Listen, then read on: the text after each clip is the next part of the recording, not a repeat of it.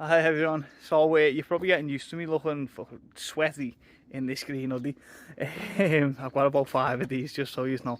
Yeah, so what I'm doing right now is um, getting this sleeper wall in. So what I've been doing is hammering down bits of steel pipe to secure it. I need some sleeper spikes, but I'm going to use them for now.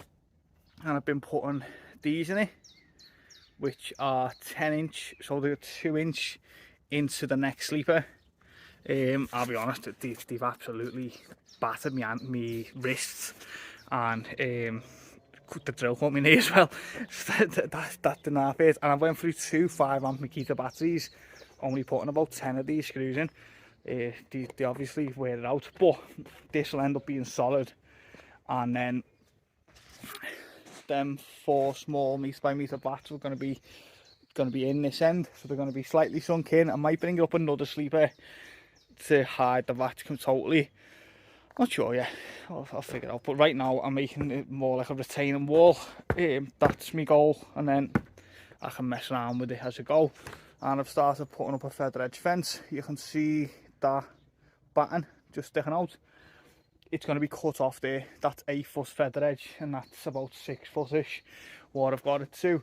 It's not level to a spirit level because it was miles out. It's level to the eye ish. Everything's ish. So it's just because you get a lot of hikers up here, and obviously I'm gonna have a lot of fish in here.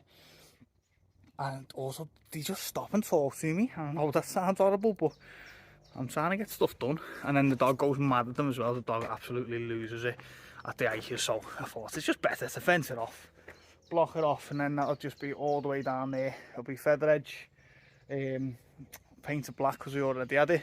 So that's going to go right up to the edge, and hopefully that will be a nice feather edge wall, and that'll look good. Right guys, so another day, and things are starting to progress slowly but surely, and we've had a great day. Ian Endless again, what a guy, just come down to save me, and we've been shuttering off. So let me spin you around and I'll show you what. So what I'm going to do, normally you concrete the whole thing. I'm not. I'm going to concrete round the outside, all the way around the box, and it's just bigger. I'll be honest, I haven't perfectly measured. It's just bigger than the blocks, a lot bigger than the blocks need to be. So then I'll build my block on top of the concrete with rebar inside the concrete, and then the middle, the bottom drain will just run underneath and come up on the side here. Excuse me, dust. So yeah, so that's just going to be concrete down the edges, nothing in the middle. They're going to be levelled off. We're just trying to get some of the water out, trying to firm up some of the ground. It is a bit of a nightmare, but we're getting there with that. So let's go and have a look over here. So up the top here, I don't know if you can see all the block. Now the block could only be delivered to right up the lane, which is I don't know, it's a bit of a trek up, a bit of an hill, so come down a bit of a hill. Ian Enders in his pickup brought all them block down on his own. What a guy. And right now he's filling the pickup with the ton bag of sand to bring that down. So amazing. Like, just messaged me, do you want a hand today? I said yeah please, come down and give me a hand. What a hand he gives as well. He just doesn't stop the whole time. He doesn't stop. He gets so much done. It's amazing. So yeah, so this is coming along. I had to go leveling some of this yesterday as well, and this ground has massively dried out now. We've had a bit of dry weather. What I think I'm going to do here is, if you might have seen, the underneath car parks on fields, they use like thick black rubber matting with holes in it for drainage. So I think I'm going to level this off, put the matting down, put a weed membrane down, and put a load of slate chippings on top, and then build sleeper ponds on top of that. I think that'll be more than sufficient. There'll be liners as well, so even if the belly of the pond moves down, it should only move, the liner should only move and not the outside the pond. I think I don't see why the outside of the pond should move with there only being sleepers, not being that heavy. The weight is in the water. So yeah, might not look a lot now, but watch this space. So next stage is shoes to junk. This is just literally where we've dumped everything. Cement mixer going, and I've been doing the footings because I'm not doing a concrete base. I think I've already said I'm doing footings for the block, 6 inches thick, reinforced with a thick metal wire. It's not rebar. It's another product that people use. Googled it, whatever it is used. So it's quite thin. It is quite thin. It's more like 2mm rather than 8mm, but it comes in like a strip. So I've been using that instead anyway. And 6 inches of concrete should definitely be holding these blocks. As I say, I spoke to the ground people. I haven't got a clue. The groundwork people have asked their advice, and that's what they're saying. So up to now, going well. But what I'm having to do is put the mixing buckets here and walk it. Walk it right down and right round the back. So 2 buckets at a time. It's absolutely killing me. Now, I spoke to Ian Enders when he come about this, and it was like, well, either carry the sand and the cement mix down there, or carry the cement down there in buckets, or in wheelbarrow, but my wheel's flat. So either or, it was meant carrying everything down the bottom. I chose to do it this way. Right guys, I'm absolutely done in. As you can see, we've lost the light. The concrete footings are near enough done. I haven't been able to finish it tonight, unfortunately. I'm just a little bit gutted by that because of the it's not going to be a solid connection all the way around, because the mortar's probably going to be, you know, set or half set by the morning. I have made sure there's plenty of metal sticking out so that when the next one dries, they sort of bond together. But it shouldn't be too much of a problem. Absolutely killed me. I'm rotten head to toe. I've got my headphones on. I'm listening to Lana Del Rey. She's an absolute legend, by the way. And yeah, I'm finished. I'm done in. And yeah,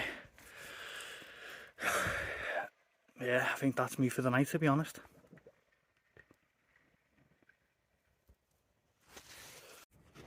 Right guys, so next day, I've finished the concreting over the back.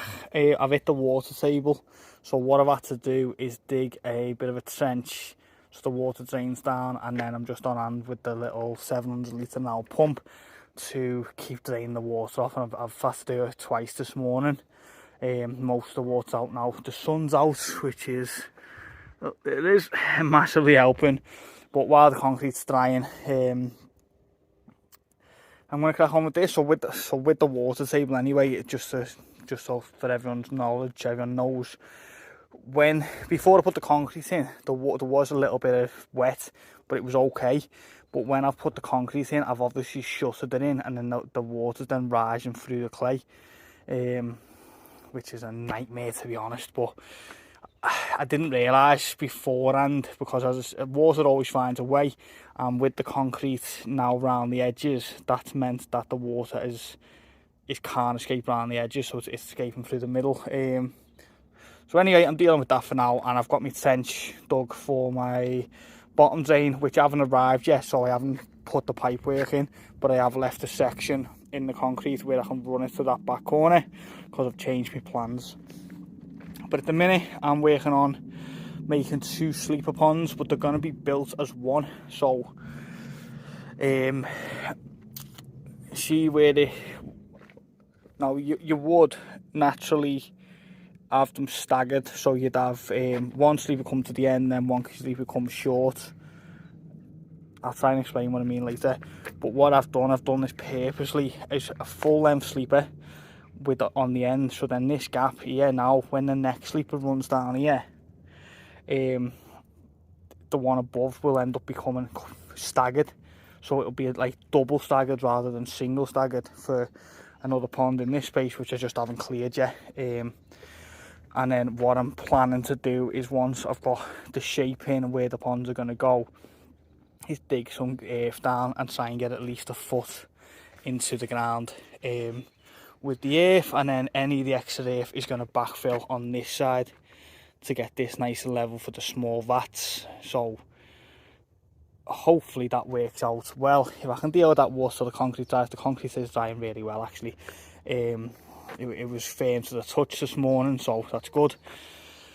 So yeah, work on this as one. Won't look like your standard construction because there's going to be a second vat here.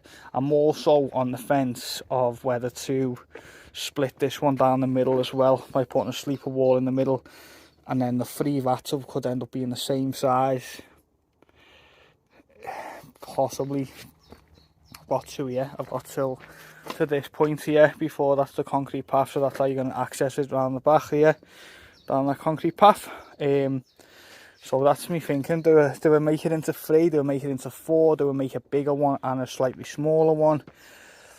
I'm thinking the more the better, but at the same time, you know, bigger ponds are generally the nicer to look at, if anything else. This is, and trying to make sure we've got some premium fish in here, in, you know, a decent amount of ponds, but I don't want it to get out of hand. So the one at the back as well, I've underestimated but also decided to make it smaller.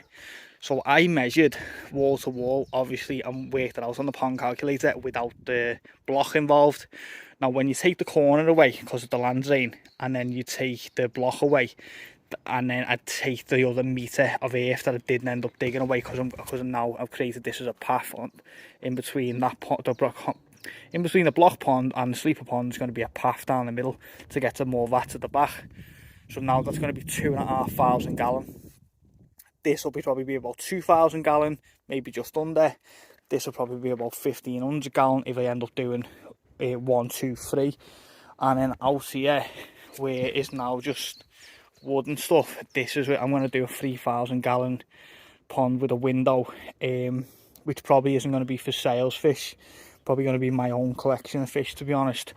But it'll be a nice feature as you go walk down the garden, which was my original plan. So this will probably end up being sleeper again, and it'll be hopefully around 3,000 gallon. Nice big window in the front. Leading on to this bit here, I ripped the gate down because I couldn't get the digger through, but it looks better with more space anyway. So yeah, that's where we're up to so far. Right guys, another productive day. These 2 ponds, well, semi-finished. Obviously there's the odd few to screw down, but most of it is screwed down and it's quite solid. So thanks for Dino for them big 10-inch screws. They're so thick, they're fantastic. So anyway, footings for that one is done and drying. That one is 1,500 gallon. This one's about 700 or 800 gallon. I'll work it out properly. I'm going to buy it one of the meters that you put on the end of the hose pipe, so I know exactly what's in every pond. So the concrete one is going to be around 2,500 gallon now because it's been made smaller. Bit gutted by that, I'm honest, but then I did say I'm going to build the 3,000 one on the other side of the fence. So I'll have 3,000 gallon, 2,500 gallon, 1,500 gallon, about 700 or 800 gallon, and then the vats at the back as well. Possibly going to be pre-formed, and then all along this side is going to be pre-formed vats as well. And there's still loads of space that I haven't even started to work on as well. Plus out here, which I can potentially work on as well and turn this into more ponds. So you know, I've got plenty of space. Space is not the issue, time and money is the issue, which is the bane of most people's life.